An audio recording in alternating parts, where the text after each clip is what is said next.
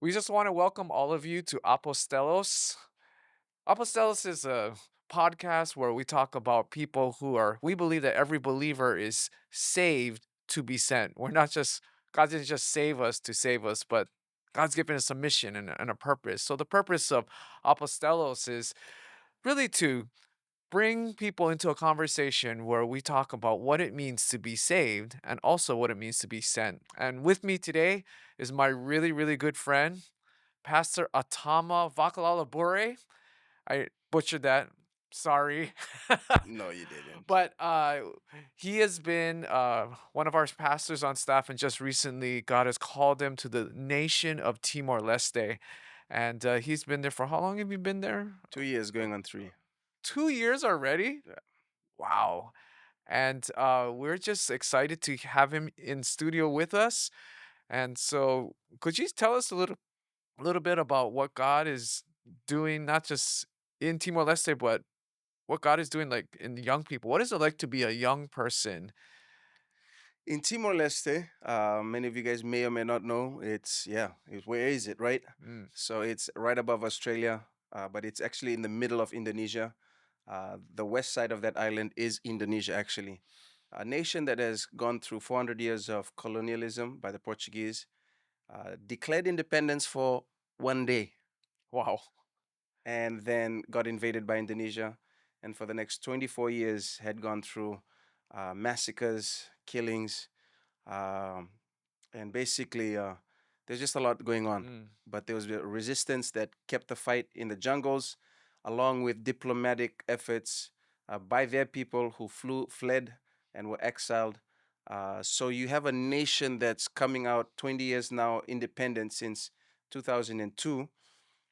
You have a generation of young people who basically grew up after the struggle. mm, So their parents right. were the ones that were the Mm, freedom fighters. mm-hmm, Their parents, their grandparents were involved in it. Like one of our leaders, his dad was a very young adult, but had experienced a lot of beatings, and his mm, dad till this day has pain in his shoulder and his ribs wow. every once in a while because of those beatings. Wow. And so you have a lot of pride, patriotism. Mm, They're very proud of how they have overcome and they've become independent. Um, you see, you go everywhere, there's always a Timorese flag because it mm, means there was blood, mm, there was lives that was lost because of that struggle. And so now you have a generation that has been born in the independent yeah. country who have heard about the stories, Mm-hmm, but did not really go through the struggles. However, because of the lack of education and the lack of infrastructure, the lack of employment opportunities, these young people are basically looking for a cause. mm, And you're looking for a cause, looking for opportunity. And so there's a generation out there that's basically has that fighting spirit in them, yeah. but do not know how to channel it well. And Mm, maybe later on you want me to share on that, but it has caused some to make a life for themselves, which is really good. But then many yeah. are not living productive lives. So there's a generation there that's eager to basically, make a name Yeah. for themselves, make their nation proud, make sure Mm-hmm, that their fathers and their forefathers, mm, blood, sweat, and tears did not go in vain. mm-hmm. Yeah. So, do you think the majority of young people are they really trying to do something positive and productive in the nation of Timor Leste? I believe that, like I said, because of the patriotism, because Yeah. of the legacy, there is a goodness in them that wants to Mm, make their parents proud. okay. However, like I said, because of the lack of opportunity, many tend to fall on the wayside and also get into trouble. Yeah. Can you kind of talk a little bit about like the mindset in Timor Leste? Like in Hawaii, we have this mindset in Hawaii, right? Of we're chill, just relax, just take it easy. What's the mindset like? The Timorese culture is pretty much like Polynesian and Okay. island culture. Okay. Tribalism, they're very Mm, tribal, they're very uh, community oriented. mm-hmm. They do everything together. So for me, even as a Fijian, I I definitely fit in real well because I Mm, understand the mindset. okay. So everybody does things together. Mm. Everybody is there for each other. It is definitely a chill. Like you think Mm. there's Hawaiian time, Yeah. there's Timor time. And when we talk about like it's like meet at 7 o'clock. And Yeah. usually in the translation Yeah, of yeah. the language, it's basically around 7. And Okay. so we've come to the conclusion that 7:10, is around 7. 7:59 is also around Okay. 7 because it's around 7. So it's very laid back. And Uh-huh. so as a foreigner, as a pastor, as someone who's Mm. organized a lot of things, Yeah. I've had to show a lot of grace because I understand that, but they're very laid back people. They love sitting with each other and just telling stories. Mm. And it's like everybody wants to share stories, so they enjoy each other's company. They enjoy telling each other stories. They respect the elderly. Mm. In fact, a way that they greet each other, for the younger people to the old people, Mm. they hold out their hand and they put the hand of the elder, Mm. the auntie, the uncle, the grandpa Mm. on their forehead as a Wow. way to say, Wow. bless me. Mm. So it's an honoring culture. Mm. Wow. And what do you feel like God is doing in young people? Because you've been there for like 2 to 3 years now. What do you feel like God is starting to do in the nation of Timor Leste? Be Because again, it's now 20 years, 22 Yeah. years on, so it's slowly getting on its feet. This because of the early on in the 20 years, lack Mm-hmm. of opportunity, lack of education. There are martial arts organizations that are supposed to be teaching discipline, Okay. but eventually these are the gangs. Oh. Okay. It's pretty safe in the city. Yeah. Like if you're not part of any organization, you're fine. But Yeah. when they find each other, they're in killing mode. Wow. Again, because Mm. again, they don't have a cause, they don't have opportunity. Mm. Now this has become their cause. Mm. I gotta earn my battle scars. Mm. So, and also because of this, the stronghold of anger and bitterness and trauma, Mm. any small thing they can lash out. Mm. So they're the nicest people, but then Mm-hmm, when mm-hmm. something happens, they're in killing mode almost. Right. So these past 20 years, that's been what the government has been dealing with, to the point where last year the prime minister had actually banned all martial art organization. Oh. Doesn't help because his vice prime minister is high Right. up in one of the other organization Oh and no. was at the graduation of one of the organizations. Yeah. So it's still something that they're still Mm. trying to wrestle, Mm-hmm. because if you do take that entirely away, then Yeah. these kids without the opportunity, without that Mm-hmm. camaraderie, that family, then they have Mm-hmm. nothing. So they're still trying to wade through it. But now it's a developing nation. Mm. There's because of the US dollar, Mm. because it's part of now ASEAN, which is the 11 Asian nations. It's developing. Mm. There's more and more opportunities now for Timorese to get jobs. So we're seeing a lot more um, passion for Mm. schooling, Okay. passion for further education.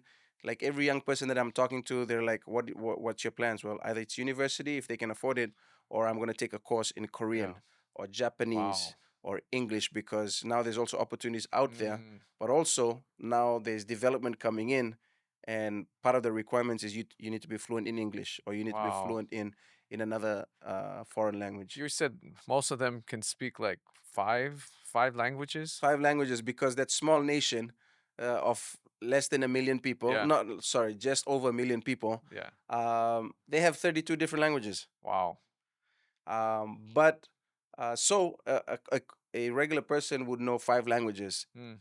because they're always traveling. So Mm. they're very intelligent. Yeah. They're very keen. So English is just another language to learn, Wow. and they pick it up real quick. For example, one of our boys, when he started with us last April, Yeah. zero on English. Mm. And whenever we would want to say something, or he's just Mm-hmm. shying away. Now, Mm. like he's in English Bible studies, he's pursuing, because again, when they are focused, like I said, it's that fighter in them. Wow. And so the one thing for us as pastors, or people who want to develop leaders there, Mm. we tell them you have a fighting spirit and it's good. Mm. We don't necessarily say it's bad. We don't. Right. We just say we just need to kind of like a horse, that a wild horse, a wild Yeah. stallion.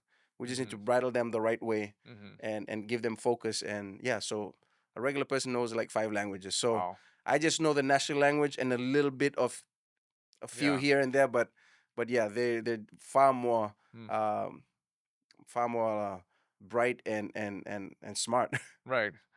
So, for those of you who don't know, me and Pastor Atama, we go way back, and every when I first met you, I was planning like my first ever like youth camp, and I just saw you just rise up as a leader, and you always were able to like galvanize people, bring people together, and you know, I I'm I'm just so amazed at your discipleship house that you started and like all that went into that. Now that we kind of have a small little snapshot of what Timor Leste is like and what are some of the challenges that you're facing with this nation. But at the same time, God is doing some amazing things. And could you share a little bit about this house that you have? I mean, I just see young people and you reaching so many young men. How did you do that? How did that start? And what is God doing in this discipleship home that you have? So as I think I mentioned to you earlier, that Timorese people are very smart, very driven. Right. All they need is opportunity, Mm, and that's what one thing that I try to do is I just want to give opportunity. So because there's only one city, it's not mm, really a city. It's like yeah. a big town. Um, Everyone from the villages would have to come into the city to further their education, whether it's Mm, high school mhm, or college or courses. mm, So the districts are very limited. So you have students traveling 5, 7 hours away, wow. 10 hours at some, and they have to come and live in the city because Mm, there's no traveling back and forth or once okay. a week. As they come to the city, there's not really a lot of places that they can stay in. If they're lucky, if they have Oh, family, wow. but many of them would end up, like I said, falling into the gangs or end Mm, up not going to school and then mm, getting into trouble. mhm, So certain churches and different organizations found that having a hostel, meaning yeah, basically a home, yeah, provided for these kids, uh, is a great way for discipleship. yeah. And so before we left about for Timor a little over 2 years ago, it was in my heart because I lived in a hostel. I Oh, was in boarding school yeah, and military boarding school, so right. regimented, and I learned a lot of bad things because it's all boys. Yeah, But I learned a whole lot of good things till helps me today. The way I was at your house yeah. last night, I have my system of washing dishes because at school our dishes Right. are inspected, Oh, and really? we wash it a certain way. So even till today, those things I still have calluses from taking a machete and cleaning up Mm, the school mhm, farm and all that. So I always wanted to start some type of discipleship yeah. home, but praise God, miraculously we were able to get a home. Mm, God provided it financially. It was just a wow. miracle.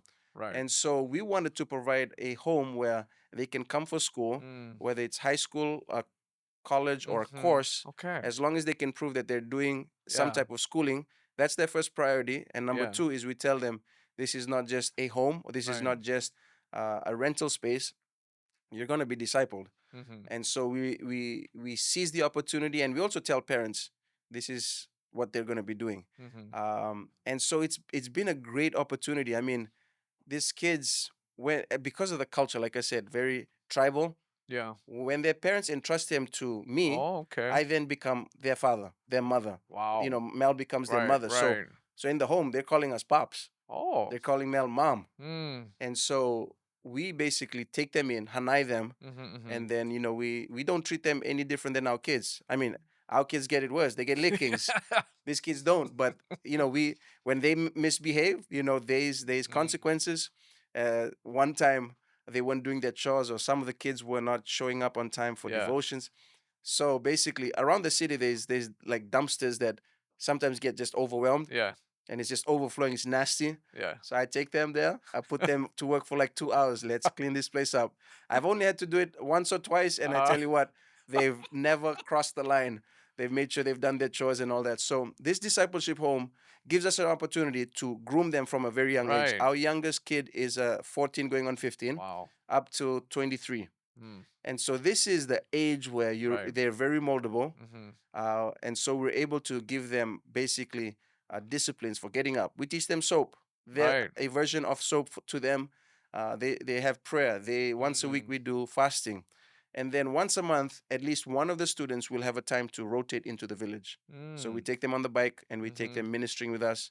Twice a week, there's hospital visits, Wow. there's street evangelism. Mm. Uh, Twice a month, we help different churches. So it's become a great opportunity to touch these kids' lives. And I tell them that I only have you for a few years. Mm. After this, you'll be gone. But my goal is to Mm. have you be a productive member of society, Right. be a future leader and a future father that will be disciplined and Mhm. that will love your family and that will be responsible. So it's a great opportunity for Wow. us. And then also, we're hoping that through this discipleship home, we'll have at least two or three say, hey, I Yeah. want to give ministry a try. We actually Yeah. have two who, Wow. once they graduate high school, they want to get into the discipleship program that Wow. we'll be having this year.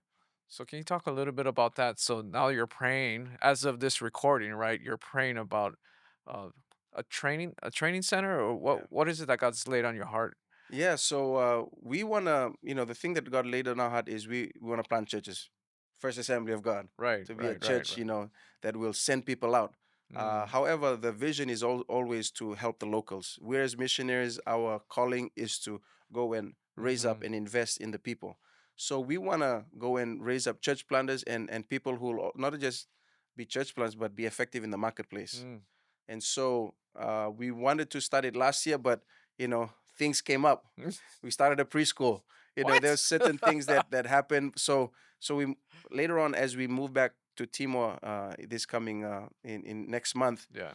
we're gonna open up a leadership school, Mm. and it's just like our Gideonite training program, Mm. but for a year, where we wanna basically establish basic biblical, because there's high biblical illiteracy.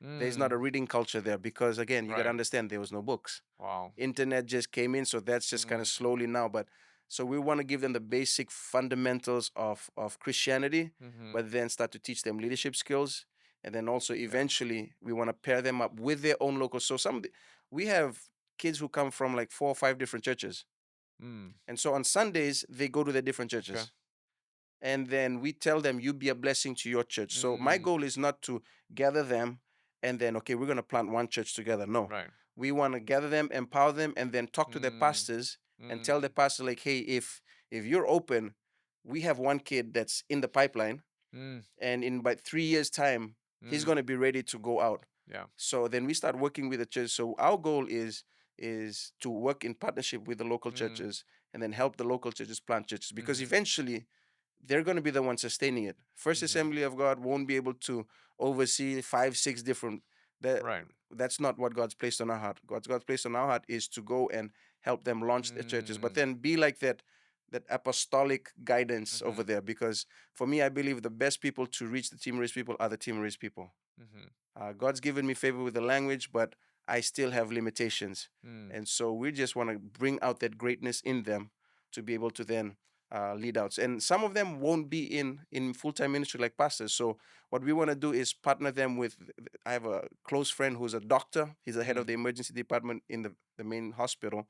Mhm. He's going to be coming like once a month to mentor, to inspire. So Okay. we want to get businessmen, we want to get Wow. doctors, we want to get Wow. successful marketplace people. Mm. So these kids can also see, like, wow, even though I'm not going to be a pastor, I don't feel called Right. to be a pastor, but I can be like that Mm. uncle, that friend Mhm. who's making a difference and impact in their sphere. Mhm. Like the YWAM approach, the seven mountain mandate. Right. We believe that true success is basically, Mm. the kingdom of God being established in all Mhm. spheres of society. So the discipleship home, I mean the leadership center will help us cover that. We want to send out church Mhm. planters. It's always going to be our main core. But number two is we want them to bless their local church and also, eventually the marketplace. And I'm really curious to see, because you're so great at building leaders. What are some of the keys for you that you found that really helped you to just really help these young men just really develop and grow, and to hear that some of them are having a call to ministry and going to take that next step. You started from nothing, and now within a few years you have a school, and now you're going to a leadership training institute. What are some of the things for you that you have found that Because we have people that are listening that are in leadership, right? Whether in the marketplace or leadership in church. What are some of the keys for you that you found that's really helped you develop young leaders? One thing I realize is we always remind them, and that's something we've done here in our as well. We've always wanted them to know that we are for them Mm, and we are for God's call on their life. mm-hmm, A lot of times, as leaders, the mistake is like, hey, here's this mold, you need to fit in this, mm, and this is the only success. wow. Like when you fit into this mold, then you are successful. Yeah. And that's not our approach. We always encourage people pursue God's calling. Of course, we guide them along. Mm-hmm, Like God gave Adam and Eve liberty to choose, mm-hmm, right. enjoy, or disobey, and that was a great risk. Mm, God is a risk taker, and we as leaders need to be risk takers. So our approach is always like, I believe the best in you, and I believe you are capable in making the decision, the right decision as God leads you, and my job is to just guide you along. mm-hmm, At the end of the day, when you make that commitment to God, yeah. then I will be helping you stay accountable to that decision. So for us, our first approach is just love on them Mm-hmm, and just tell them we want what's best for you. So we've mm, had leaders who've come along, given us 3 months, and we shook hands and said, "Man, thank you for the opportunity." And they've gone. But guess mm, what? We're still connected now. When they're going through trials and troubles, wow. they call us. Why? Because Wow. they know Pastor is for them, Mm, Atama is for them. And I'm not boasting, I'm just saying that's our approach. Atama is for right. me. He'll always give me an unbiased opinion or an advice. Mm-hmm, So we just try to love on them and guide them, and also tell them to pray and ask God to speak to them. And for us, our job is to just pray over them and guide them along the way. There's been a lot of times in Christianity in churches where we try to be, it's not even be God, because God is not that way. mm. God empowers us. We try to be a dictator. Wow. We try to put people in the mold of what is success. You plant church, or you go out on a mission trip, or you're a missionary, that is success. No, not at all. Like Mm, if everybody becomes a missionary, who's going to be in government? wow. Who's going to be opening the business? So we Mm, need to just say, hey, what is that talent? yeah. To the person that received 2 talents Mm-hmm, and the person who received 5 talents, when they doubled it, both of them got the same praise. that's right. Both of them got good and faithful, Yeah. amazing. Oh my goodness. It wasn't like, how come you never got 10? Yeah. Right? It was amazing. You did good. Why? Because they were accountable to what the weight of what was given Mm, to them. wow. And so, what we need to develop more is like, hey, whatever the weight that has been given to you, that talent, the Mm, calling, that you be accountable for that. mm, And I want to help you reach the as far as you can with that. mm-hmm, And so, for us, our approach is love on them, give unbiased um, advice and counsel, and then cheer them on. And then give them opportunity to grow. mm, A conversation I had with a friend was like, let them fail into the person that they need to be. wow. So I'm here because people ask me like, wow, you're so young. You're like almost young, but you're also old. Like I had this 55-year-old guy. He's like, Pastor, you like my pastor, but you also like my father, and you also like my son because you're younger than me. I was like, I understand. And I tell them, I may seem wise, not because I'm a wise guy. No, it's because I was a foolish guy who made a lot of Mm, decisions along the way. I made mistakes into the person I am today. mm, And so we need to give them opportunity to make mistakes. We need mm, to just be hands off and just wow. trust that as they're doing things, the Holy Spirit will guide them. And if they fall, they need to fall into our arms, not fall Mm, away.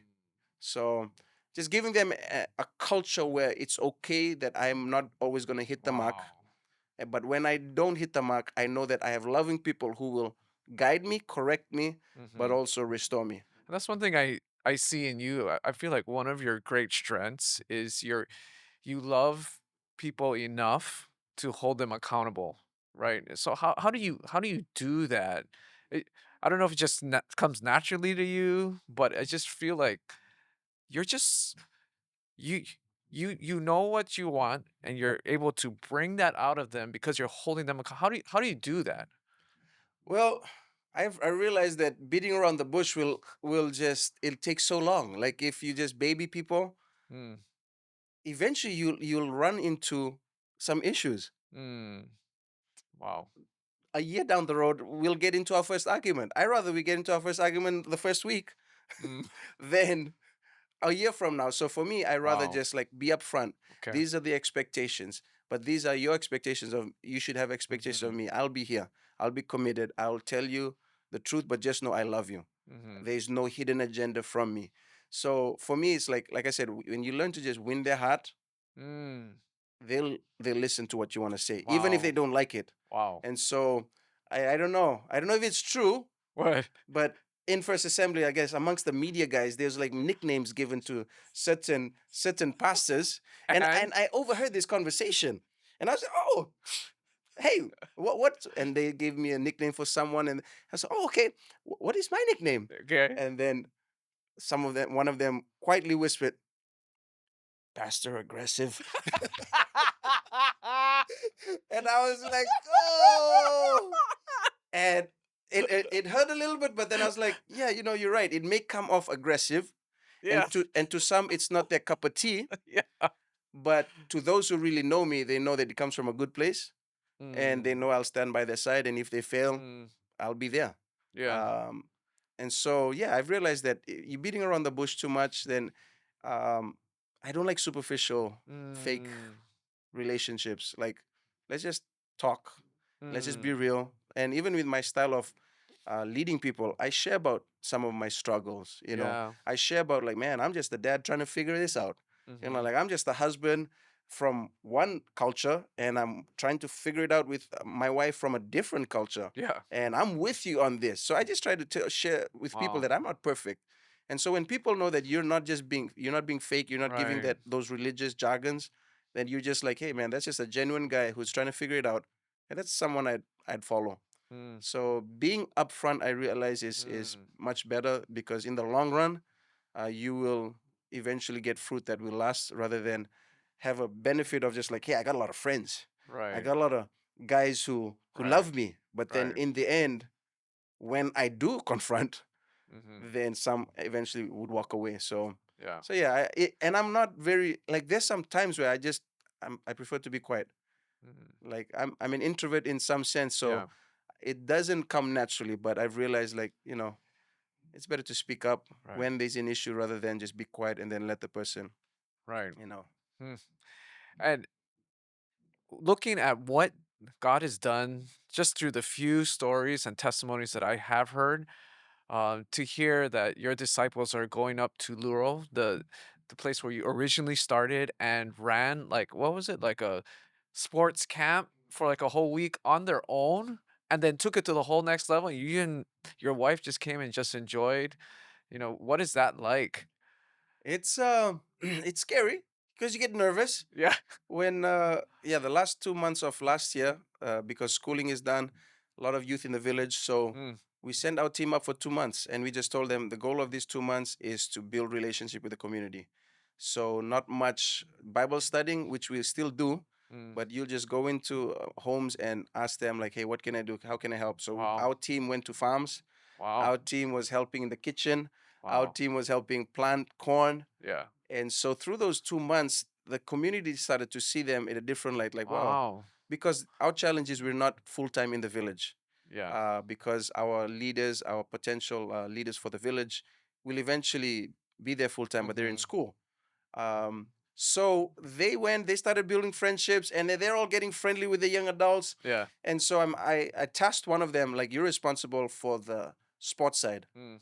And he comes to me, and so I ask him, like, so do you have a committee? And I Yeah. expected him to say, yeah, I'm the committee head. Then we Yeah. have this, and we have that guy's over this, and that Yeah. guy's over volleyball. And he told me, oh, Pastor, we decided no committee, everybody committee. I'm like, what? Yeah.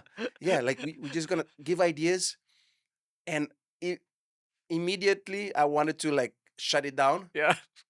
but then part of me was like, you know what? It might be good. It Right. might go really bad, but let's see how it goes. And so, to my surprise, and Yeah. I just going to the village. around the time where the tournament was, Mm. and like my wife had shared, like we had like eight volleyball teams Right. and about 12 Wow. soccer teams, and it was staffed entirely by the villagers, Wow. by the chief of the village, by the youth. And yeah, Mel and I just basically showed up, and because we had a team, and we Mm-hmm. just played.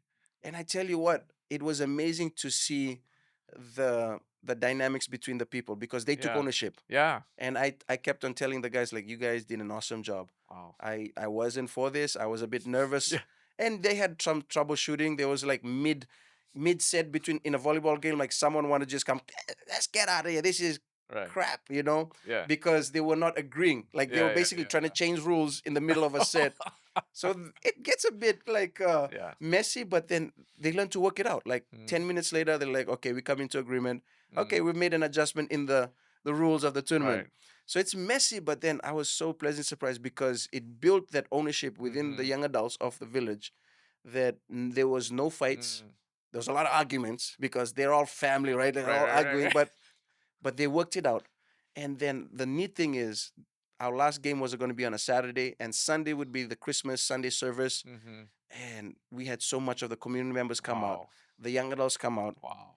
We ate together, and then that afternoon would be then our kids' game day because it's all about the adults and the youth. But then we Right. wanted to do something for the little cakies, and so we were planning a game day of different stations and different games, Mm. relays, and the youth of the village came out. Wow. We never asked them. I asked my team, like, did you guys ask them for help? Like, Wow. no. And they came in, they helped us staff that game. So Wow. so it's amazing. Like I said, it's not my first approach. I want it organized. I want Right. it like Right. within our control. But then I realized that wow, Mm-hmm. they are capable. Wow. But it needed them to just Right. go and just try it out. So it was amazing, and we got great results, and we had a good turnout in Mm. our Christmas service, and then yeah, the picnic day, the following day, we all Wow. went to the beach, and we had a few baptized as well.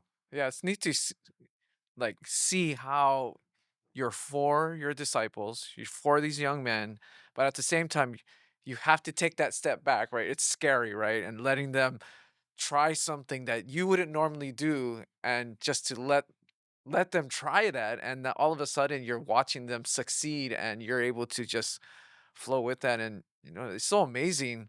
That's that's what we all want, right? And so I'm just really excited. What do you feel like God's gonna do in this next season that you're gonna go into? All these incredible things have happened, but now looking forward, could you just share with us maybe one thing that God's placed on your heart that looking forward for Timor Leste? Yeah, man, we're so excited. Like I told you, we Yeah. started a preschool, accidental preschool, but now we have a director from the village. Wow. We have 5 ladies, basically full-time volunteers. Mm-hmm. We give them something to appreciate them at the end of the month. So we're excited for that. What we want to do in the next 2 years is get it to a point where the Ministry of Education will eventually take over Wow. and basically have teachers on contracts Okay. where these teachers will be paid full-time. Wow. So because they're barely getting anything, Mm. but they see the vision, and we call that preschool. Basically, the village is Afabubu, and it's translated into Afabubu's future. Wow. So we want to expand the preschool side. Mm. We see that we may want to start one or two more Mm. in some villages that are remote, Mm. because we have five teachers. They're also getting trained through the process because for that school they only need two, Mm. and then we eventually want to send out two more to other villages. So on the Mm. village side, we want to expand on the preschool side. The church is coming along, and by next year, Mm. we want to hand it off to the local Wow. leader and then just take a step back, being the mentor. Mm. We'll still be hands on, but he's going to be the leader on the Mhm. ground. Um, on the city side, that's one thing that I'm passionate about is recording music. Mm. I'm not the best singer, but apparently some of the songs have gone around the Yeah. nation and Wow. has inspired a lot this past year. Because of my passion for music, we've been able to encourage the young people to write songs. So Mm. basically, we had a worship night in November, Mhm. Okay. and we invited churches out to the park, Yeah. and we launched 8 songs. Wow. None of it written by me, Are you serious? all of it by them. I just kind of help guide it along, and Wow. and so this year I want to build the music studio. Mm. We've been praying for Mm. musical equipment. God has blessed us with some, and so I wanna build on that and train up two guys. We have two really Mm. talented, like, oh my gosh, they know all instruments. Yeah. And so I want to train up these two guys to then run the studio while I'm doing other things. So I want to build on the studio, the music studio, build in the arts area. So I'm looking at this studio. I'm like, man, I'm envisioning it in Timor, and so I do want to develop that side It's as good. well. And then we wanna start something in the city as well. We might start up a kids club. Mm. Who knows, another accidental preschool in the city. But God is good. We've registered our foundation, and that's a Mm. huge step for us because it then enables us to look for land. Right. So in the next 2 to 3 years, I'd like to find land and build our training center, build Mm. a hostel, Mm-hmm. and build eventually a missionary home in the city. Yeah. That eventually, if our time is up, we were able Yeah. to give something to the people Mm. of Timor. So that's what we're praying for in this next Mm-hmm. season. We want to expand on our leadership school. So we're starting right now this year with about 5 or 6 leaders, Mm. but hopefully we'll get it to a point where Wow. we'll build a center, Mm-hmm. build a hostel. So lots of Yeah. dreaming. I realized that Ephesians 3:20 is true, Mm. beyond you can ever imagine, Wow. and the things that we're able to do, it's not because of us, it's Yeah. because we're joining in the mission of God. Of course. Yeah. And he's just showing us that, don't Mm-hmm. worry about it, I Mm-hmm. got you. Whenever we look to certain people, or even the church, for resources, God just says, nah, we're going to come another route, we're Yeah. going to go a different way. Yeah. And so there's been a lot of partnerships that we've been able to make, not just in Timor but in the region, Mm-hmm. where my goal is by next year I want to send a short-term team from Timor to Wow. Indonesia. So that's the goal. This past month we were able to have a small team go to Okay. Indonesia. There's 5 of us, Okay. and so, but that's just kind of like a recce, kind of looking around. But Mm. next year I want them to take a team Mm-hmm. by themselves. Mm-hmm. So Wow. exciting. I just want to thank you, Pastor Atama, for joining us here at Apostolos, where we believe every person is not only called to be saved, but it's also called to be sent. And maybe you're listening today and you are interested. You're interested in seeing what God is doing in Timor Leste. Pastor Atama, how do people get in touch with you if they're interested? Like, how do I get involved? How can I contribute? How can I make a difference in Timor Leste? How would they get in touch with you?